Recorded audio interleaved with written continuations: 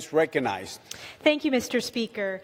As the representative of a district that has one of the largest constituencies of older Americans, I am proud to rise as a co-author of H.R. 4334, the Dignity in Aging Act, bipartisan legislation that reauthorizes the Older Americans Act, which will directly benefit the seniors in my district and the seniors across the country.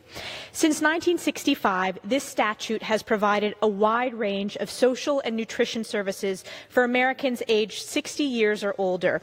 In addition to well-known programs like Meals on Wheels, the Older Americans Act supports services that include nutrition programs providing meals at senior centers, schools, and churches, care to prevent abuse, neglect, and exploitation of seniors, family caregiver support systems, and community service employment opportunities for older Americans.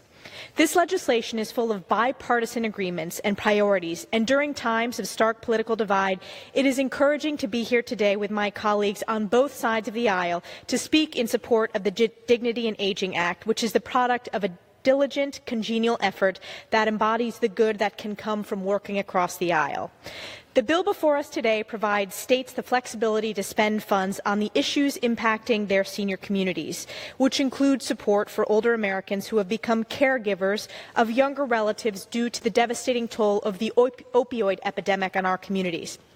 It enhances the cost-effectiveness of critical programs, ensures program accountability and integrity by prohibiting the renewal of grants that do not demonstrate effectiveness. It assists formerly incarcerated older individuals re-enter the workforce rather than re-offend, and ensures that funded programs are evidence-based and effectively serving seniors. Additionally, this bill includes long overdue updates from the Younger Onset Alzheimer's Act that I co-led with my friend and colleague from New York, Congresswoman Kathleen Rice. Those under 60 with this heartbreaking disease face unique hardships for themselves and for their families. The current support structures for individuals with Alzheimer's are focused almost exclusively on seniors, leaving the 200,000 Americans living with younger onset Alzheimer's without access to these critical services. This bill ensures individuals of any age living with Alzheimer's receive full access to the services and support provided by the Older Americans Act. I am also very proud to say that included in this bill is language from another bipartisan legislative proposal that I co-authored, encouraging the use of caregiver assessments to identify the needs of family caregivers. This individualized approach to care will ensure that both caregivers and those who require assistance are provided tailored support to achieve the best possible health outcomes. There is another group of older Americans in this country that we must not forget, the nearly 80,000 Holocaust survivors who live among us. As victims of the very worst of humanity, Holocaust survivors deserve devoted care and support to address the unimaginable, horrific trauma they experienced. Sadly, 1/3 of our country's Holocaust survivors live in poverty.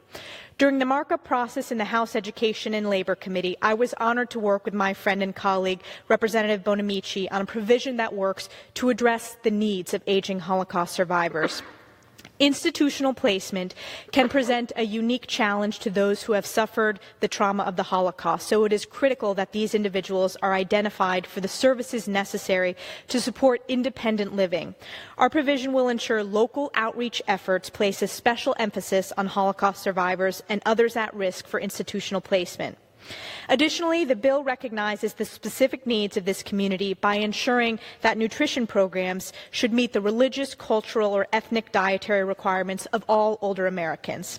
These men and women have survived unconscionable suffering, yet many continue to live with physical and emotional scars from the horror they faced.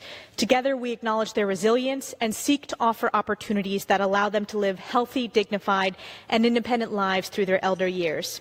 Mr. Speaker, I am encouraged by the bipartisan effort from the Education and Labor Committee that has resulted in the meaningful legislation before us today.